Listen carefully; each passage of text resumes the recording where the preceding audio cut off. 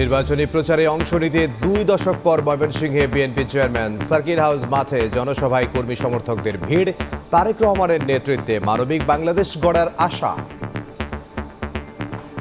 ওনার এই আগমন উপলক্ষে আমাদের দীর্ঘ প্রতীক্ষার অবসান ঘটবে। সারা বাংলাদেশে যদি ধানের শীষ বিজয়ী হয়ে দেখবেন বাংলাদেশ থেকে কোথায় চলে গেছে। জনাব তারেক রহমান সাহেব যে মানবিক বাংলাদেশ গড়তে চাচ্ছে, তার সেই উদ্যোগের সাথে বৃহত্তর ময়মনসিংহবাসী সাথে থাকবে।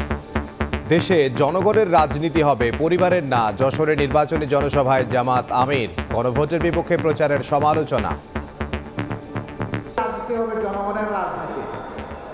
এই রাজনীতি কোনো পরিবার বা কোনো দলের রাজনীতি হবে না। যারা নিজেদের দলকে সামনে রাখতে পারে না, সেই দল যত বড় দল হোক, তাদের কাছে বাংলাদেশ কখনো নিরাপদ হবে না।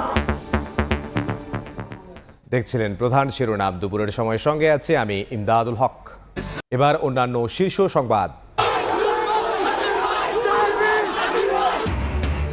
ঢাকায় এনসিপির প্রচারে বাধার অভিযোগ। নাসির উদ্দিনকে ডিম নিক্ষেপ উদ্দেশ্যপ্রণোদিত ঘটনা, দাবি মির্জা আব্বাসের। দেশের বিভিন্ন স্থানে জমজমাট প্রচারণা। ভারতে বসে শেখ হাসিনার বক্তব্যে প্রভাব পড়বে না বাংলাদেশের নির্বাচনে, বললেন স্বরাষ্ট্র উপদেষ্টা। কোনো কর্মকর্তা নিরপেক্ষতা হারালে কঠোর ব্যবস্থার হুঁশিয়ারি ইসির।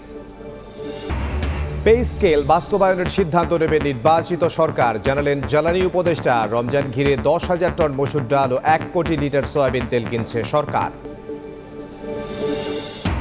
এবং তুষার ঝড়ে বিপর্যস্ত যুক্তরাষ্ট্রে মৃতের সংখ্যা বেড়ে 30, বিদ্যুৎহীন 8 লাখ মানুষ, 11,000-এর বেশি ফ্লাইট বাতিল।